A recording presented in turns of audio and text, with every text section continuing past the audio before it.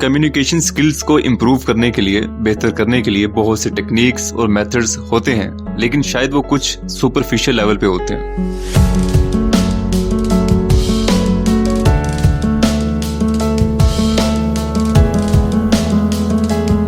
दूसरों से deeply communicate करने का आर्ट क्या है, उसकी फाउंडेशन क्या है, आज सीखते हैं एक स्पिरिचुअल गुरु से। द आर्ट ऑफ कम्युनिकेटिंग ये बुक लिखी है थिच नाथ हान ने। ये बेसिकली वियतनाम से बिलोंग करते हैं, इसीलिए इनका नाम हमारे लिए प्रोनाउंस करना जरा टफ हो जाता है। एनीवे, स्क्रीन पर डिस्प्ले कर दिया जाएगा। Number 1, nourishing versus toxic speech. Personal relations हैं या बिजनेस डील्स, एक हेल्थी कम्युनिकेशन का वहां होना उतना ही जरूरी है जितना कि लाइफ के लिए ऑक्सीजन का। ऑथर लिखते हैं कि कम्युनिकेशन में स्पीच को फूड की तरह, डाइट की तरह समझा जाए। जैसा कि कुछ फूड डाइट नरिशिंग होती है जो ग्रोथ में हेल्प करती है, जबकि कुछ फूड पॉइजनस और टॉक्सिक होता है, यानी जहरीला होता है। ना उससे हम खुद खा सकते हैं, ना किसी को खिला सकते हैं। नरिशिंग स्पीच क्या होती है? जिसमें अंडरस्टैंडिंग और पॉजिटिविटी हो, जिसे डिलीवर करने वाला और सुनने वाला दोनों समझ सकें और दोनों पर उसका इफेक्ट भी पॉजिटिव हो। जबकि टॉक्सिक स्पीच लोगों को नेगेटिव इमोशंस से, गुस्से और फ्रस्ट्रेशन से भर देती है। टॉक्सिक स्पीच को एक एग्जाम्पल से समझ लेते हैं। लेट्स सपोज आप एक कंपनी में जॉब करते हो, वहाँ बॉस ने आपको एक प्रोजेक्ट बनाने के लिए दिया। आपने काफ़ी मेहनत से प्रोजेक्ट कंप्लीट किया और बॉस को दिखाने के लिए भेजा। अब आप वेट कर रहे हो कि बॉस उसको देखकर तारीफ करेंगे या कुछ ना कुछ रिमार्क्स तो देंगे, लेकिन बॉस जब बाहर आते हैं कहते हैं, ये क्या बेकार, नकम्मा और यूजलेस प्रोजेक्ट बनाया आपने, यू आर टोटल वेस्ट। किस बात की सैलरी देते हैं हम आपको इस चीज के लिए? लेकिन देखा जाए तो बॉस यहाँ पर यह भी कह सकता था, मिस्टर आपको इस प्रोजेक्ट पे मजीद काम करने की जरूरत है, इसको मजीद इम्प्रूवमेंट चाहिए और इस पॉइंट पर, इस जगह पर हमें इम्प्रूवमेंट की जरूरत है। अब इस स्पीच का और पहले वाली स्पीच का कंपैरिजन करें और इमेजिन करें ये दोनों चीजें आपसे कही गई होती और दोनों का आप पर अलग अलग क्या इफेक्ट होता। एक्चुअली बॉस का पर्पस यहाँ पर प्रोजेक्ट की इम्प्रूवमेंट होना चाहिए, ना कि अपना गुस्सा निकालना। अगर एक शख्स सेंसिबल है, रिस्पॉन्सिबल है, तो उस पर नरिशिंग स्पीच का, आराम से की गई बात का असर हो जाएगा, और अगर नहीं तो टॉक्सिक स्पीच का भी कुछ ज्यादा असर नहीं होगा। अब ऐसा क्या किया जाए कि इन सिचुएशंस में हमारा कम्युनिकेशन और हालात खराब ना हो और हम अपने एंगर को, गुस्से को और टॉक्सिक स्पीच को अवॉइड कर सकें? इसके लिए जरूरी है कि माइंडफुलनेस प्रैक्टिस की जाए। माइंडफुलनेस क्या है, नेक्स्ट पॉइंट में देखते हैं। Number 2, talking to yourself. खुद से बातें करना। अरे ये क्या बात हुई? क्या इसका ये मतलब है मैं अकेले में बैठकर दीवानों की तरह खुद से बातें करता रहूं? नहीं, बिल्कुल नहीं। हम मोस्टली अपना टाइम बाहर की दुनिया के साथ गुजारते हैं, कभी इंसानों के साथ और कभी ऑब्जेक्ट्स के साथ, कभी ऑनलाइन और कभी ऑफलाइन। क्या कभी हमने खुद के साथ भी बातें की हैं? कभी खुद के साथ भी कम्युनिकेट किया? कभी खुद पर भी ध्यान दिया? माइंडफुलनेस का मतलब है, अगर सिंपल टर्म्स में इसे समझा जाए, जहां हमारी बॉडी की प्रेजेंस है, हमारा माइंड भी वहीं मौजूद हो। ऐसा ना हो कि हम कहीं मौजूद हैं और जहन, हमारा माइंड किसी और जगह पर लगा हुआ है। और मोस्टली ऐसा ही होता है, कभी पास्ट में, कभी फ्यूचर में, हर वक्त हम घूम रहे होते हैं। जब पास्ट और फ्यूचर के ख्यालात में घूमते घूमते आप थक जाओ और माइंडफुलनेस प्रैक्टिस करने का इरादा बने, तो आप इनिशियली ये कर सकते हैं कि अपनी ब्रीदिंग पर ध्यान दें कि कैसे आपकी सांसें चल रही हैं। जल्द ही आपको ये फील होगा कि आप जिंदा हो, एक लिविंग चीज हो। और अक्सर हमें ये भूला होता है कि हम जिंदा हैं।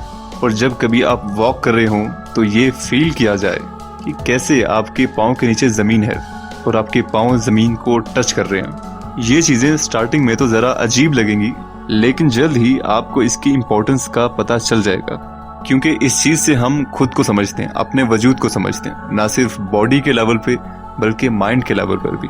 क्योंकि जब हम खुद से अवेयर होंगे, अपने ख्यालात से अवेयर होंगे, तो हम दूसरों से भी अच्छे से कम्युनिकेट कर पाएंगे।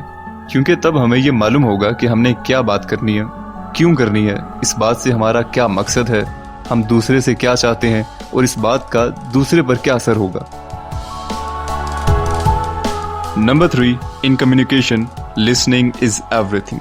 कम्युनिकेशन का एक मतलब दूसरों के साथ कनेक्ट करना है। जैसा कि दो डिवाइसेस आपस में कनेक्ट होती हैं, मैसेजेस ट्रांसफ़र करती हैं, एक्सचेंज करती हैं। क्या हो अगर एक डिवाइस फ्रीक्वेंटली सिग्नल्स ट्रांसमिट कर रही हो और दूसरी डिवाइस का रिसीवर ख़राब हो? क्या उन दोनों का रिलेशन बिल्डअप हो पाएगा? कभी नहीं। ऑथर लिखते हैं कि जब आप किसी को सुन रहे हों अच्छे लिसनर की तरह, तो आपकी लिसनिंग माइंडफुल लिसनिंग हो। और स्पेशली बात सुनते हुए दूसरे को जज मत कीजिए। अगर कहीं कोई गलत भी है तो उसे फौरी गलत साबित करने की या इंटरप्ट करने की क्या ज़रूरत है? ये बाद में किसी और अंदाज से, किसी और वे में बताया जा सकता है। 6 मंत्रास। ये 6 ऐसे जादुई मंत्र हैं जो किसी भी इंसान को उसके अंदर के जज्बात और सफरिंग्स अपने करीबी लोगों को बताने में और एक्सप्रेस करने में मदद करते हैं। Number 1, I am here for you. मैं तुम्हारे लिए यहाँ मौजूद हूँ, ना सिर्फ फिजिकली बल्कि मेंटली भी। हर उस इंसान के लिए जिसकी आप बहुत केयर करते हैं और जो आपकी बहुत केयर करता है, अगर उसे आप ये कहते हैं कि I am here for you, मैं तुम्हारे लिए यहाँ मौजूद हूँ, उसके नज़दीक इससे बढ़कर और क्या हो सकता है। Number 2, I know you are there and I am very happy. मैं सच में बहुत खुश हूँ कि आप यहाँ पर हो। अगर कोई आपके साथ बैठे और आपके लिए बैठे और आप उसे बताते हो कि उसके यहाँ होने से और ना होने से आपको कितना फ़र्क पड़ता है, तो ये चीज़ दोनों को कनेक्ट कर देगी। और कम्युनिकेशन एक आर्ट है जिसमें एक दूसरे से कनेक्ट करना आना चाहिए। Number 3, I know you suffer and this is why I am here for you. मुझे अंदाज़ा है कि आप तकलीफ़ में हो, इसीलिए तो मैं यहाँ पर हूँ। क्यों मज़ीद परेशान होते हो? सिर्फ इतना कह देने से ही कि किसी के लिए, किसी की तकलीफ़ में आप वहाँ पर मौजूद हैं, उसकी आधी तकलीफ़ तो यूं ही दूर हो जाती है। Number 4, I suffer please help. मैं तकलीफ़ में हूँ, मुझे सपोर्ट की ज़रूरत है। ये ज़रा हिम्मत का काम है। ये कहने के लिए अपनी ईगो को कुछ देर के लिए सप्रेस करना पड़ता है। इससे रिलेटेड ऑथर ने एक वाक़या लिखा कि एक सोल्जर था, वो जंग पर गया, वहाँ दुश्मन के हाथों किसी कैंप में पकड़ा गया। जब वो गया था तब उसकी कोई औलाद नहीं थी। उसके जाने के कुछ ही देर बाद उसका एक बेटा पैदा हुआ। वो दुश्मन के कैंप से तकरीबन 3 साल बाद वापस आया तो अपनी वाइफ और बेटे को देखकर बहुत खुश हुआ। उसका बेटा अब बातें भी करता था। उसकी वाइफ अपने हस्बैंड के वापस आने पर खुशी में सेलिब्रेशन के लिए बाजार से कुछ सामान लेने गई और घर पर उसके बेटे ने अपने बाप से पूछा, मिस्टर आप कौन हो? आप तो मेरे फादर नहीं हो। मेरे फादर तो कोई और हैं, वो हर शाम को मेरी मदर के साथ होते हैं। मेरी मदर खड़ी होती हैं, वो खड़े हो जाते हैं। मेरी मदर बैठती हैं, वो बैठ जाते हैं। और उनके आने पर मेरी मदर बहुत रोती है। ये सुनकर उसके बाप को तो ज़बरदस्त शौक लगा। जहाँ वो पहले मुस्कुरा रहा था, अब वो पत्थर जैसा बन गया। उसकी वाइफ जब वापस आई, अपनी वाइफ से उसने कोई बात नहीं की, बस चुपचाप साइड पर बैठा रहा और उठकर बाहर चला गया। अब रोज़ उसका यही काम था कि वाइफ से कुछ भी बात नहीं करनी और बाहर जाकर शराब के नशे में धुत हो जाना।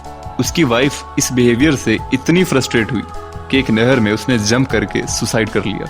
अपने वाइफ के फ्यूनरल से जब वो वापस आया, उसका बेटा भी उसके साथ था।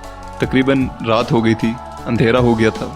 सोल्जर ने घर में कैरोसिन लैंप को जलाया और उसे एक जगह से उठाया। लैंप के उठाने से दीवार पर एक साया बना, एक शैडो को फौरन देखकर बच्चा बोला, ये रहे मेरे फादर। मेरी मदर रोज इनसे बात करती थी और इसे देखकर रोती थी। वो सोल्जर जब इस बात की गहराई तक गया तो उसे मालूम पड़ा कि बच्चा अपनी माँ से रोज कहता था कि गांव में हर एक के फादर मौजूद हैं, मेरे फादर कहाँ पर हैं। माँ को कोई और जवाब नहीं मिला तो माँ ने बच्चे से कह दिया, ये साया, ये शैडो, यही तुम्हारे फादर हैं। और इसी साय को देखकर उसकी वाइफ अपने हस्बैंड को याद करके रोती थी। अब तो बहुत देर हो गई। काश सोल्जर ने अपनी वाइफ से पहले पूछ लिया होता, आई सफ़र प्लीज़ हेल्प। मुझे बताओ वो कौन था जो रोज़ आया करता और जिसको देखकर आप रोया करती थी। इसीलिए किसी भी मैटर से रिलेटेड अपनी अजम्पशन और परसेप्शन नहीं बनानी चाहिए जब तक बात की जड़ तक ना पहुंच लिया जाए। और किसी से कुछ पूछ लेने में कोई प्रॉब्लम नहीं होता। I suffer please help. Number 5, this is a happy moment. दूसरों के साथ कम्युनिकेट करते हुए थोड़ा एक्सप्रेसिव होना अच्छा होता है। अगर आप अच्छा फील कर रहे हो तो ऑफ कोर्स बताना चाहिए। अगर वो मोमेंट आप इंजॉय कर रहे हो, आपको कहना चाहिए this is a happy moment. And last but not least, number 6, you are partly right. अगर कोई आपको कॉम्प्लीमेंट करता है या क्रिटिसाइज भी करता है, आप कह सकते हैं कि आप काफ़ी हद तक ठीक हो, लेकिन मुझ में दूसरी क्वालिटीज़ भी पाई जाती हैं। क्योंकि अक्सर जब कोई किसी की बुराई देखता है तो सिर्फ बुराइयां ही देखता है और सब क्वालिटीज़ को, अच्छाइयों को नज़रअंदाज कर देता है। और जब कभी कोई किसी की अच्छाइयां देखता है तो सिर्फ अच्छाइयां ही देखता है, जबकि हर किसी में कुछ क्वालिटीज़ और शॉर्टकमिंग्स होती हैं। जिसे जहन में रखना चाहिए। और अगर कोई आपकी खामियों को या क्वालिटीज़ को एग्जैजरेट कर रहा है तो आप उसे कह सकते हैं कि यू आर पार्टली राइट, लेकिन मुझ में कुछ क्वालिटीज़ और शॉर्टकमिंग्स भी हैं। हाँ, आज की वीडियो कुछ लेंथी होगी, मगर इसे समराइज करते चलें।